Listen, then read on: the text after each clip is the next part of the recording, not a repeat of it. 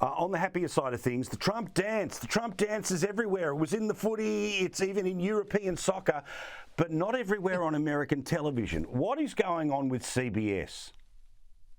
I mean, they continue to beclown themselves. I feel like the Trump dance is a little higher. Yeah. I think it's like, it's a bit it stiffer. can be down low. Yeah. I think it's like a little higher, isn't it? And then you got to do the golf swing. Yeah. Right? That's part of it. CBS, they haven't learned. You know, they're run. Did you see Scott Pelley's summary of the Trump nominees?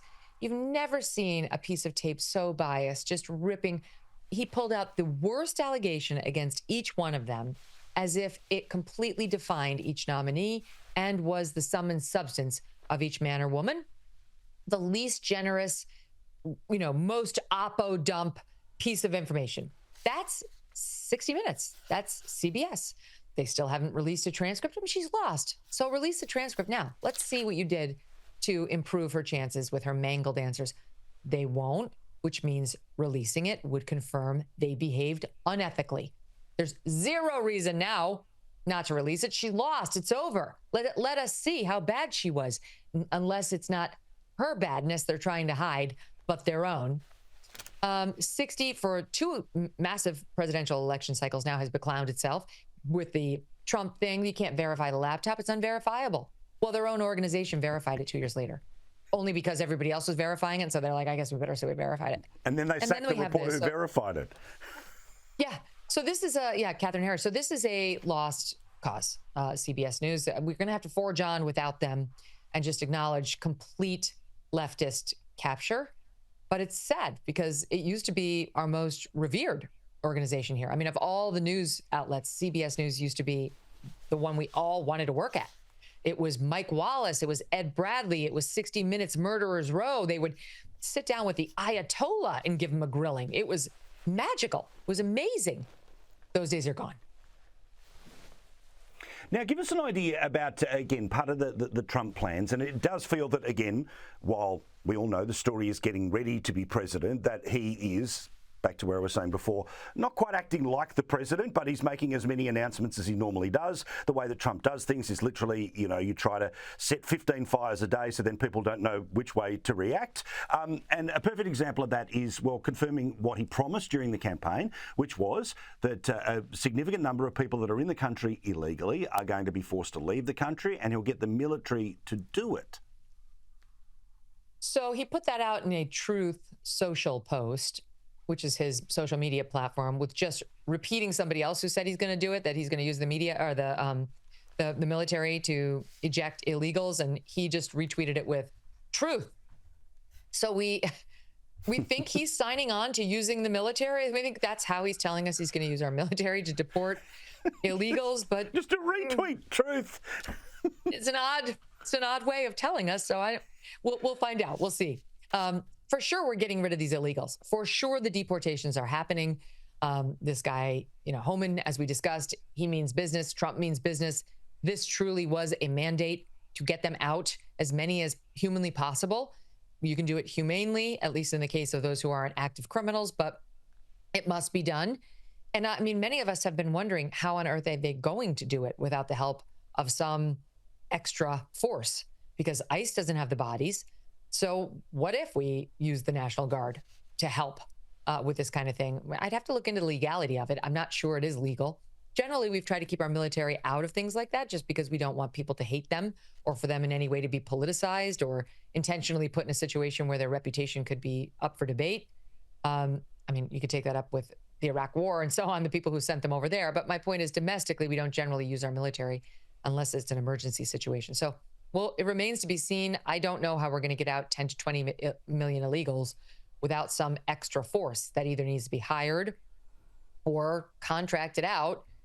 Maybe we hire Blackwater. That's not going to go over any better with the American populace, but they must go. They must be rooted out and sent home or wherever we'll take them, because here is no longer an option. See, here's an idea. Nobody else is talking about it. And I know on your show today you were offering theories that, because you had a microphone, you're allowed to offer a theory. May I offer a theory here? I think that Trump will offer a financial payment to people to leave the country. It is payable when you leave the country. I think it'll be not an insignificant amount of money. It won't be hundreds of thousands of dollars, but I reckon, look, if you leave, there's $25,000 waiting for you the second that you are confirmed to be there. As a way, I mean, it's going to cost either way, but just a random idea. For some people, that might be, it's either, look, here's the choice, you can leave by your own and take the cash, or we send the troops. I think that might be what happens. I like it. Or, while we're brainstorming here, maybe he can get Mexico to build like some cool condos right on the south of the border, and we can promise them little vouchers. If they go just right over here, here's your voucher, and here are your meals, and here's your beautiful condo you can stay in with an ocean view. Welcome to Mexico. Or every state has their choice, right? You can build a catapult, you can build a water slide, you can build a door, whatever it happens to be, you just turn up at the exit and make your way out. Now, we've put it off for long enough, and this is the thing that I'm most excited to talk to you about. I hate when people in the media couldn't give a stuff about the people who watch their shows, listen to their shows. Instead, they do it for the rest of the media.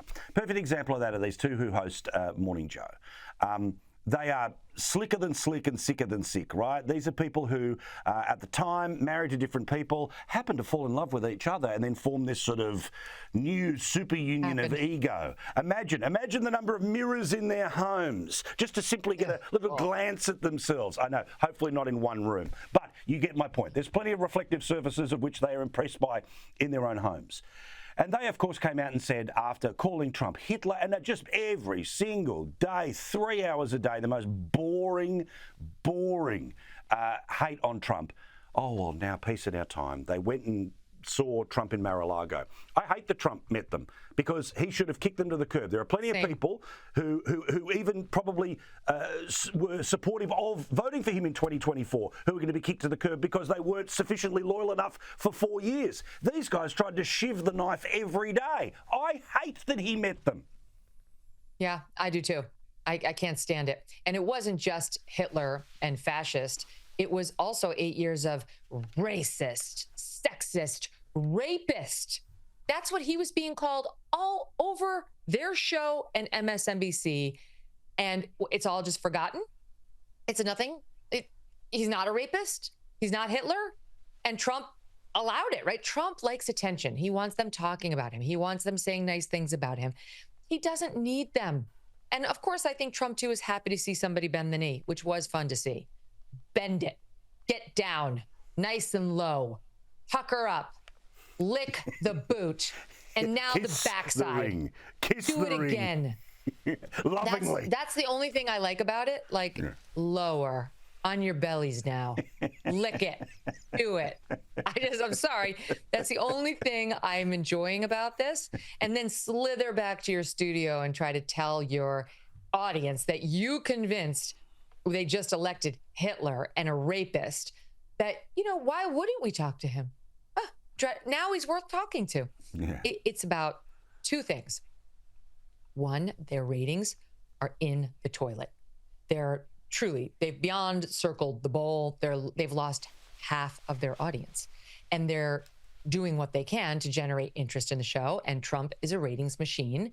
And so they're excited about the possibility of maybe a Trump interview, which everybody will watch, and they'll be relevant, and they'll be talked about again, and they can save their multi-million-dollar contracts because they won't be fired because they'll generate ratings.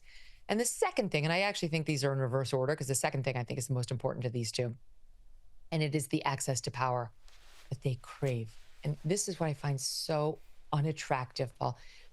I have the opposite. As soon as anybody starts inviting me like too much into the fold, I repel. I'm like, I'm out. I'm not on anybody's team. Not on your team, not on his team, her team. I'm a journalist. I'm an independent, not putting on anybody's jersey. These two are like, we're out. No. What do we need to do to get up back in? It's like, well, your circle's over here and they lost. So you have to rebuild and you have to say something to your viewers. It's going to make them feel better and show the way forward. No. Our circle has no power. We need to be with the all-powerful one. Oh, maybe he'll pat us on the head. Maybe we'll get to go to a White House state dinner. Maybe we'll matter. Like J-Lo said, you matter. They were listening. That's what they need to be told. You matter. So they had to go and ingratiate themselves with him so they could feel special, like the chosen ones, like the elites. They can't be the losers who don't have access to the sitting president. And that's why this guy, who has no integrity, was able to, in March, say the best Joe Biden ever, ever. And then after that debate, have to look us in the eye and say, okay, he's got to go. I admit it. And then after a week of pressure, turn around and say, maybe not. And then when it was a foregone conclusion, thanks to Pelosi, say, Kamala Harris is the one. She's a solution. Yes, she's magical with the words. Can't believe how great she is. And the Democrats are right on point. There's no other option in Hitler. And then when Trump won, to turn around and say, not Hitler. And actually, I've been talking about all these issues like the trans thing for a very long time. Just nobody would listen to me. You know, the Democrats' messaging was all wrong. That same guy has no problem going in to talk to Trump, licking the boot, and turning around to the audience being like, it's totally normal. I don't know what you're talking about. Yeah, he is just, I mean, he is so up himself, and she's just lost the plot a very long time ago. But do you remember? She's an idiot. That's the other thing. She's a dope. Yes. And by the way, she's constantly lecturing us about women's rights. Like she's progressive. I forgot to tell you today, I do not have my black stretchy pants on. I have the full sweatpant on today, Paul, Marie. I'm just going to be honest. And I need to disclose this because it's a visual. So this Miss champion, Miss Feminist, they were on the cover of, was it New York Magazine 10 years ago? And you have a picture of the two of them where Joe Scarborough is like this. I think he might have his feet up on the table. It's like a power pose for him. And she is up there. This isn't, I'm not dressed for this, but I'm going to show you. Okay. Yeah, commit. Thank you.